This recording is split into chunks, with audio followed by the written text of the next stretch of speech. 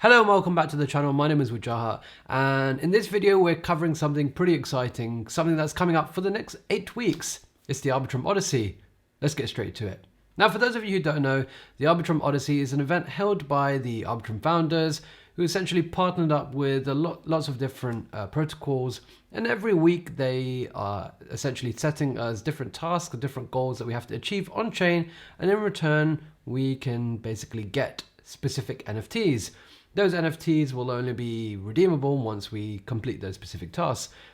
And this is week 1. So week 1 of week 8, I'm looking forward to making a lot of content about this. Now the question is, why do I care so much about these NFTs? Well, there's a lot of rumors going around about the potential Arbitrum token, which may or may not be released in the near future. And there's a lot of rumors going around that by having more of these NFTs, you will potentially have a greater allocation of these Arbitrum tokens.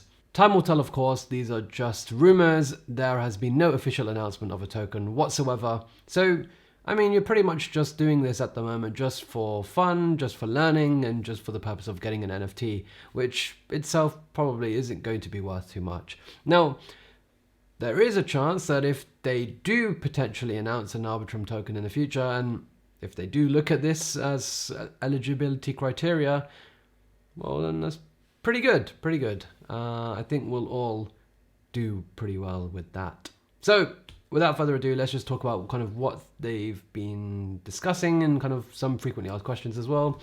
What do you actually need to do this week? Well, this is Bridge Week, so for the next 1 week, from the 21st of June, which assets will be counted during Bridge Week? It's only Ethereum, so it's Ether that will have to bridge over onto the Arbitrum network. There's no minimum amount. You can bridge any amount that you want, whether that's $5, $10, $1,000, is entirely up to you.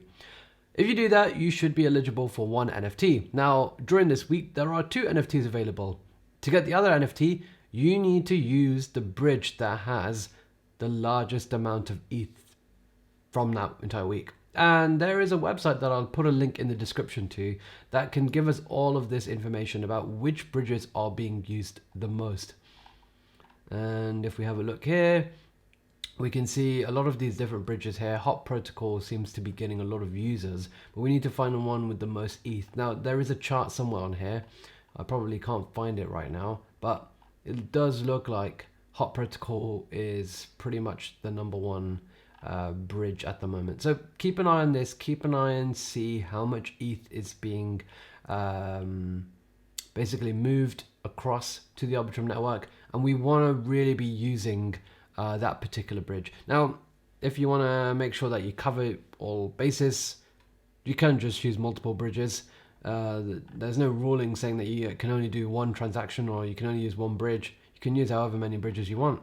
So I probably will do that. Time will tell. Let's see what happens. So that's pretty much all we need to do in terms of how to bridge.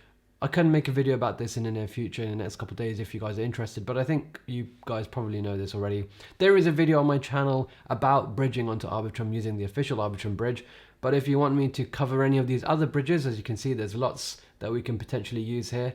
Let me know in the comment section below. So that's all I've got for you today.